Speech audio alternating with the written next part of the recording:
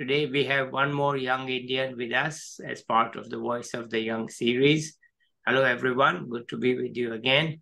Today we have with us Anant Aggarwal. Over to you, Anant. Let's hear from you.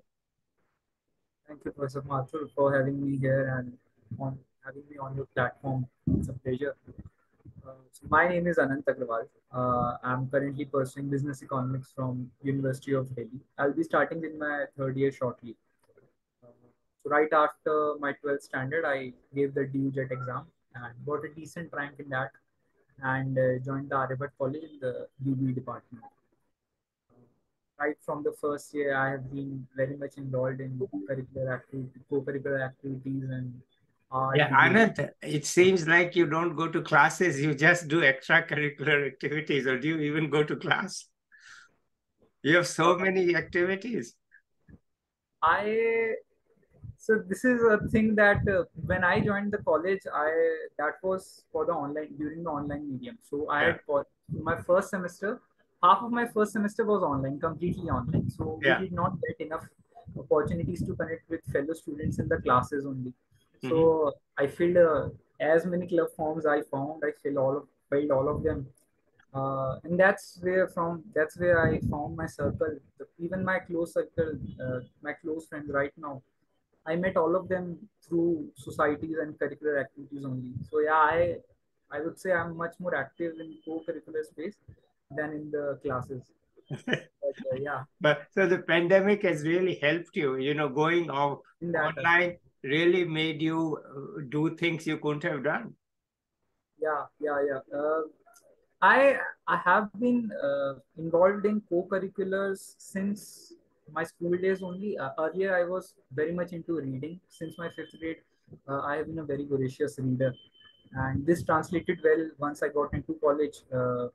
Because reading, I think, reading and debating both, they help you gain a perspective which is not easily acquirable through any other art medium. At least that's what I think.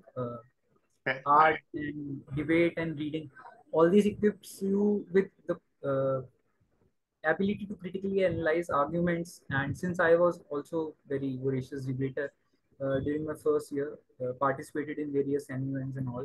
So I do think that it develops that ability to critically think and analyze different situations, which is very helpful. At least it has been for me.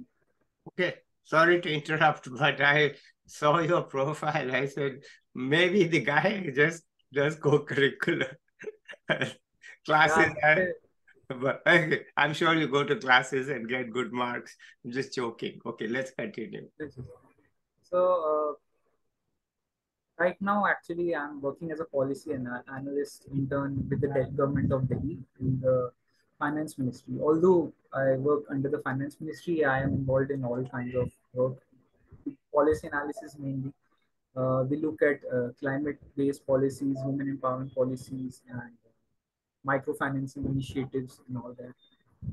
So right from my first years, since I was a part of the Enactus Club on my society, we were working on many different issues. Could you So, tell us a bit about Enactus? all right. Enactus is a international organization which has various chapters in different colleges. And the word Enactus, it is made of two words: entrepreneurial action and us. Enact and us. So what we do is we start different entrepreneurial ventures, and once we are able to take them to a particular self-sustainable level, we transfer all these ventures to different NGOs where they are able to take them forward and they are able to provide livelihood to different people around Delhi region. So, for example, I was involved in Project Vidped, where I led a team of 5, 6 students, and we were working on how to convert this parali or rice stubble into single-time use disposable cutlery products. Okay. Because in the winter months, Delhi has a serious smog problem, which partly arises due to the heavy burning of rice stubble in the surrounding states of Punjab, Haryana. So what we were trying to do was take this rice stubble from farmers and uh, convert this into single time use cutlery products, because at that time Delhi government had banned the usage of single use plastic products. So we were trying to prototype on this, and this is how we went to the location, interacted with people first, and uh, analyzed and researched upon what all problems they were facing, and then started towards a prototyping phase, which incidentally we were not successful at, but it did teach us a lot. Okay. So right after that, through Nactus only, I got involved in a scheme of Delhi government, where we were setting up self-help SHGs in the Najafgarh area of Delhi. So what we were doing was, we were setting up different SHGs, and we were going to teach women under in these SHGs different arts and trades that the projects of Enactus are about. Mm-hmm. So once we were able, once they were completely skilled in these trades, they would be able to open their own small entrepreneurial ventures and support their families with some income. So that's how I got into development space, and then Delhi government thing happened, and right now I have worked in a lot different policies. So how do you uh, get all these assignments? You just send emails or you have connections? What's the process? so yeah, I'm assuming you are asking about how did I get into the policy space in Delhi government. Yeah. Yeah, that was through Enactus only. I came in contact with someone who was working with us at Enactus, and he was from Delhi government, and he was the one who was responsible for the enrollment and implementation of all these SHGs on ground. So through him only I got into the research aspects of it, and then one thing led to another. Soon enough, I was doing research on how we could set up microfinance initiatives in Delhi region, how we could roll out policies on women empowerment, how we could roll out policies on climate, which made use of the seasonal shift in job opportunities in Delhi, and how we could work with that. So very practical stuff. Yes, very. What I am working with is actually theoretical, but in ground on reality. So, like, although we have worked quite much upon this, when the actual policies to be rolled out on the ground, we do face many a lot hiccups. So, in that aspect, practicality does take the back seat. But yeah, Okay. All right. Please continue. yeah. I'm also an incoming Don Levoy Fellow at the Mercatus Center at John George Mason University. We'll be going through how political decisions affect economic decisions, and in general political economy, the different schools of thoughts, which I think personally is very relevant to India.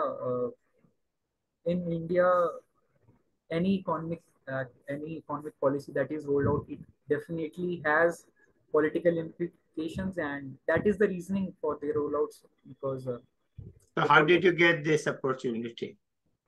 uh, How did you get this into was this? through my network. I came to know about this and then applied online, drafted cover letters, wrote some essays, and gave a brief about myself, and then got into it now. Okay, good. Congratulations. Well done. Thank you. Yeah. Okay, let's continue. I do hope to study how public institutions affect the economic policies and all that stuff. Because so I recently, since economics is very much based in mathematics, and my quant side is not very strong, but anyway, any work, little experience that I have in the development sector, I have realized that in India, or in a general in global sense also, the mathematical completely purely mathematical models that we are using to devise macroeconomic policies are not very effective on ground. As we know, Gödel's impossibility theorem, which says that any purely mathematical system will not be able to completely justify the real world happenings which the model is simulating. because the model is based on some axioms which the model itself is not able to prove, but is based upon these axioms. Yes. So, in keeping with these mathematical axioms and to keep up with this internal consistency, the models fails to explains the what all actually happens on ground. So, in macroeconomic sense, when we do macroeconomic modeling, uh, the the thing is we leave out political and social aspects out of these models because of the fact that we are not able to easily quantify them. So they are not able to go into the mathematical problem, and which leads to these models inaccurately uh, portraying what the actual scenario is like. Okay. Talking about regression analysis and all that, we try to study causality, but once we leave out all these aspects, political aspects and social aspects, it's not very relevant because the policies that we will be rolling out won't be implementable all around, or they won't be able to completely explain what all is happening. So this is something that I look forward to exploring here at Don Levoy and then continuing my research on this, All right. uh, how we can quantify these variables. Good. Good thinking. Okay. Let's continue. So this is about me and my background. Right now, I'm working on a project. So since I am also a voracious reader, what I'm doing is a passion project. I am working upon how various different incidents, how the outcomes of different events changes when the voice that is narrating them changes. So as we say, victory belongs to the rulers, but defeat is an often. So Mhm. how different, how the different ways people describe an incident can lead to a completely different inference of that incident by readers, and how we can be much, how we can accommodate all these different perspectives while also being true to the nature of the event and not letting our inherent bias Yeah. creep into our reporting of the particular issues. It's just Okay. something I'm working on. Wonderful. Okay. With whom are you working? Just by yourself or Uh, somebody? by myself only. This is a passion project. Okay. I'm pursuing on the side for past 2 3 years. Okay. All right. Yeah. Let's hear more from you. Uh, so I'm also the editor in chief of my finance and investment cell. Right now we are working on the third edition of our annual magazine, and it's a great opportunity since I love to write. I have been able to get in touch with a lot many personalities, hear them, interview them, and completely churn out something of which will be always be there even when I graduate. This is something very exciting for me. Uh, Yeah. Here, our theme is financial literacy because the finance and investment cell at Aryabhat is also running a program on bringing financial literacy to underprivileged sections of the society. Yeah. So what we are doing is we are getting in touch with different NGOs around Delhi, and we are giving a basic financial literacy know-how to our stakeholders. That is, students from less privileged backgrounds and people from the margins of the society. Okay. I hope that they will be able to better manage their finances and be able to take complete advantage of the various government policies. All right. Our theme this year is financial literacy, and how, since India has completed 75 years since its independence, and uh, although uh, we are touted to be the second largest economy soon, but the on ground reality is not very consistent with that view. Uh, we are trying to do our bit, and yes. Wonderful. I'm so happy to hear that you are trying to do your bit because, when in the book I wrote, I made it clear that unless, the governments themselves are not going to make us prosperous by 2047, we need non-profit institutions, new style, and the energy and motivation that young people have. And if that is channeled, then we have a hope. Without it, we keep saying the government should do this, the government should do that, but the government cannot do it so much. There's a limit, right? So good. I'm really happy to hear what you're doing. So let's hear more from you. So I think that's it. But since I have been a voracious reader and debater, I would just touch upon that. Yeah. When we go on field visits in and around Delhi, we do realize that that element of critical thinking is missing in the general masses, which I think can be very, very like this ability of critical thinking can be very easily be taken to the general populace, because debating is not about presenting your ideas. It's much more about analyzing the arguments of the other person, and in this act itself we are able to develop that ability of critical thinking, which helps us in analyzing the situations around us, which allow us to take better decisions in our life. Debating in itself has been very helpful for me, and as we have realized on these field visits, when we go for this financial literacy programs, we talk to the people we are working with. Many a times they are not very much aware about the different policies that are being rolled out. So once they are able, what at least what the program's aims is, once we are able to deliver a basic financial literacy to them, and they are able to develop the necessary critical thinking skills, we'll be give them that support that Mm, on which they can stand themselves and make better usage of the resources that are mm, available to them. mhm. Wonderful. I'm so happy to hear it. Okay. Good job. So, And yeah, that's about me. anything else? Just very, it's a pleasure to be on your platform, and thank you for giving me this No, opportunity. that's fine. Well, I'm so happy to hear from you. It's such a hardworking fellow. Do you have any time for fun? Yeah, yeah. So the thing about being in so many societies is that you are always having fun. My whole circle is through Uh, my through the people I met on in these societies, and Delhi itself is a very happening place. Every uh-huh. weekend you have something to do. There's not even a single dull moment. Okay. And my college is located in the southern side of Delhi, near the Arabi Ridge region. So we have the Mountaineering Federation campus just beside our campus. So we often go there for climbing and all. So yeah, it's Okay. Delhi is a great Wonderful. city. Okay. And what about your future? In my future, I am looking forward to pursue a master's in economics only.